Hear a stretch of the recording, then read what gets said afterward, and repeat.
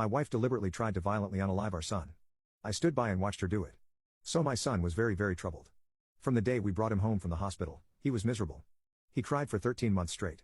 I'm not exaggerating, 13 months without a break. He cried until he had no voice left and kept crying. You could see his little face scrunched up and no sound coming out, totally hoarse.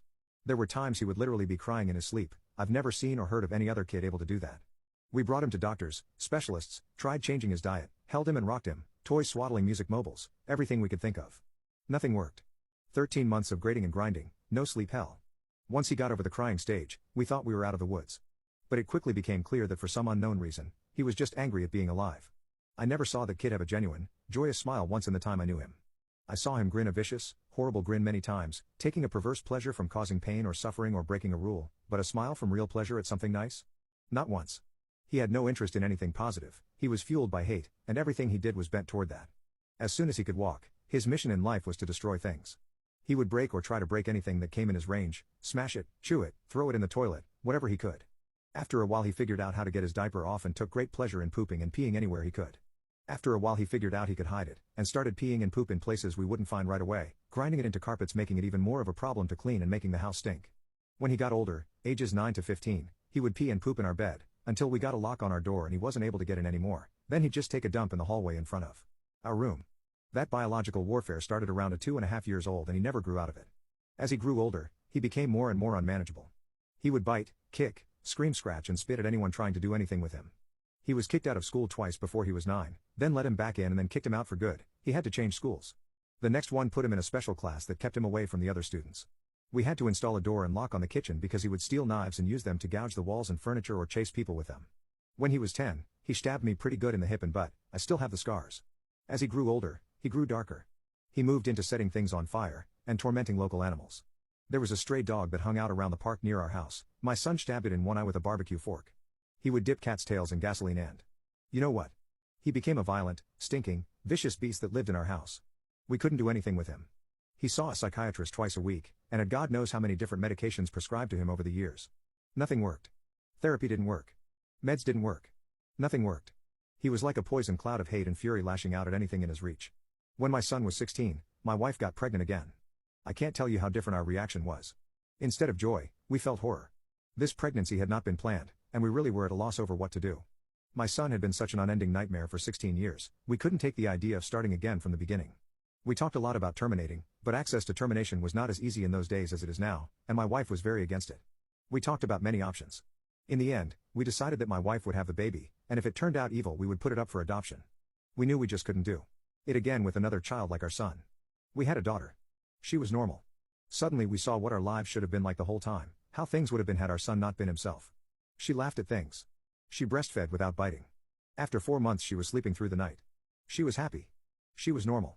I can't describe the relief and happiness that we both felt, I don't have the words for it. This where I believe I may have started really pulling back from my son. Up until that time, whatever mistakes I made, I had always tried to do the best for my son, I am convinced of that. I tried to help him and love him and care for him, I really tried. But when my daughter was born, my wife and I both instinctively just turned toward her. She became our focus, not from malice, but just because she was so much easier. She was so happy and sweet, every moment we were with her was like magic. I understand this was wrong, but we honestly couldn't help it. I don't have a better explanation than that. My son hadn't given a crap about my wife being pregnant, I honestly don't know if he really understood it, but when we brought our daughter home he started acting out even more. I didn't think it was possible, but he took it up another notch. At this time he was 17, and we were having blowout screaming matches daily. Usually after we fought, he would storm out of the house and disappear for hours at a time, or come back the next morning. It was a relief. I started to actually look forward to our fights because it would get him away from us for a while.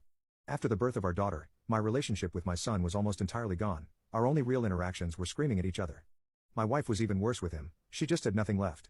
By that time, if our son even came into the same room as her, she would just stop whatever she was doing and start screaming, "Get the F away from me. Get away. Get the F out." Until he left. He started spending more and more time out of the house, which was a blessing for us. I have no idea what he got up to out in the world, but we were just happy it wasn't being inflicted on us. As a consequence of our son's behavior, we had invested heavily in locks around our house. All of the cheap, thin interior doors in our home had been replaced with dense wood doors that couldn't be kicked through, equipped with keyed locks that my wife and I carried keys to. I know it sounds extreme, but locks and heavy doors were the best way we had found to create safe spaces from him. And again, before I am inundated with messages, I was not locking my son in rooms like a prisoner, he had free reign of the house and could come and go as he pleased. My wife and I would lock ourselves in rooms to protect ourselves from him. If anything, we were the prisoners in our own home. On the day in question, I had fought with my son in the morning and he had left the house in a rage. My wife and I were enjoying some peace and quiet in the kitchen while our daughter napped in our bedroom. And then my daughter began crying. Any parent who has young children can tell you, you get used to your child's cries and you can tell after a while what they need. They cry differently if they are hungry, or need changing, or are just restless and want to be held. Babies can communicate pretty well before they can speak. This cry was none of those things.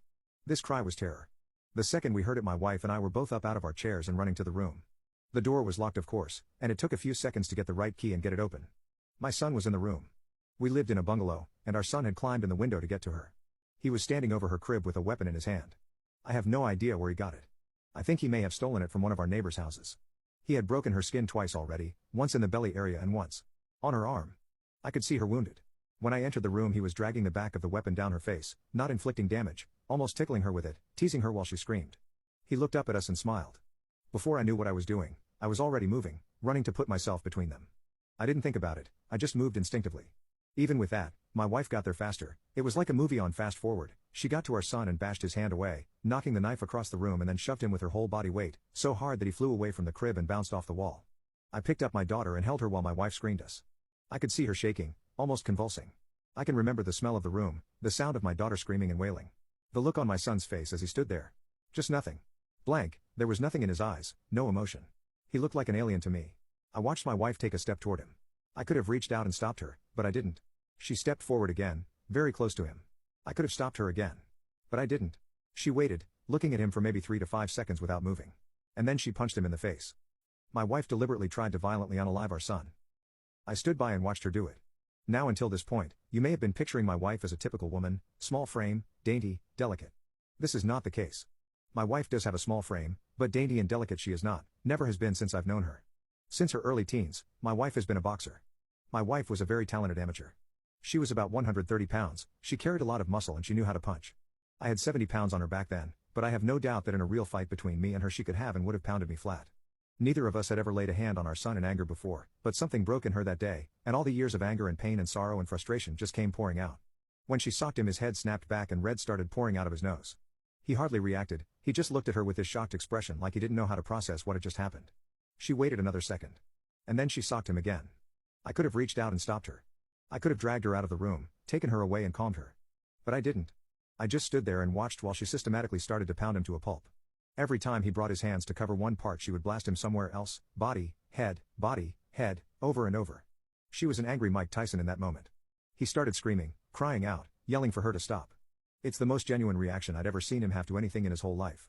But she wasn't stopping. I watched her ramping up, socking harder, faster, working him like a heavy bag. He tried to swing at her and she slipped him easily. She was on autopilot, sinking down into her training. I stood there watching for a minute. Then I turned my back on them and took my daughter out of the room. I brought my daughter to the kitchen and gave her a bath in the sink. I found that he had wounded her a third time on the sole of her foot. All the wounds were superficial. I cleaned her up and held her until she calmed. In our bedroom, I could hear my son screaming, calling my wife horrible names, telling her he would remove her dome and F her dead. After a while, I didn't hear him saying anything anymore, didn't even hear him crying out. I assumed that he must have been knocked out. But I could still hear her laying hands on him. That went on for a long time. Long enough for my daughter to drift off to sleep in my arms. I just sat at the kitchen table waiting for her to finish. Finally she came out and sat down across from me. Her hands were swollen and red. Her face and arms were splattered with red. Her chest was heaving. We just stared at each other without saying anything. After a while I asked her, "Is he dead?" She looked back at me and answered, "I effing hope so." I nodded. That was all there was to say about that. I understood how she felt perfectly. I felt the same. I didn't know what to do, so we just sat there waiting silently. Eventually my wife started crying and went to go take a shower. I just stayed where I was holding our daughter. After a long while, I heard moaning and sobbing coming from our room. It turned out that my son wasn't unalive. I went in to see how bad it was, and it was pretty bad. I've never seen a more merciless wailing laid onto anyone, before or since. He was lying on the floor, rolling around with red. His nose was flatter than my ex, both of his eyes were completely shut and starting to blacken already. I could see that a couple of his fingers were bent out at weird angles and he had peed his pants.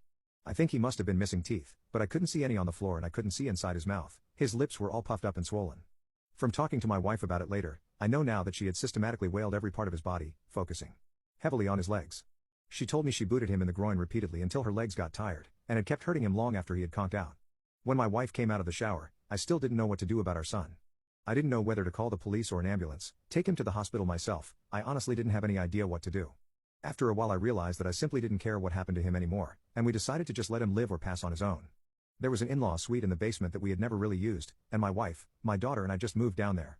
We simply ceded the top floor of the house to my son and locked everything down, separated our lives entirely. There was plenty of food in the upstairs cabinets, enough for a couple weeks or more. He had a washroom and bedrooms to use. We had a washroom in the basement, a small kitchenette, and a separate entrance, so we just stopped going upstairs. We just decided we were done with him. I figured we'd let his food run out and see what happened. Over the next week we could hear him moving around upstairs sometimes. I think he just spent most of time lying in bed recovering. I went to work, watching on high alert in case he attacked me in the driveway, but he never did. My wife stayed home with our daughter. She was never out of our sight. One night we heard him going ballistic, smashing things and banging. We didn't respond. He never tried to get downstairs or get near us though. I think he was afraid that if he got near us again, my wife might finish the job on him.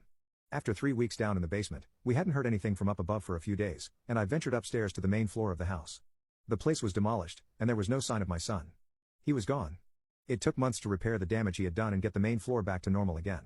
There was food and poop smeared all over the walls and broken glass on the floor, big holes in the dry wall. He had ripped the place apart. He tore up the linoleum in a corner of the kitchen and emptied an entire foam fire extinguisher into the living room. I feel thankful that he didn't burn the house down with us in it. I'm honestly not sure why he didn't. The kid wasn't shy about lighting things on fire. After that, I lived in fear every day that he would come back, that he would ambush us out of the blue and try to unalive us. We moved house about 3 years later and I finally stopped being afraid that he would show up again, as now he had no idea where we were. I finally felt safe from him. All this happened a long time ago. I'll be 70 this year and my wife passed from cancer in 2016. My daughter is 31 now. I moved in with her and her husband after my wife passed.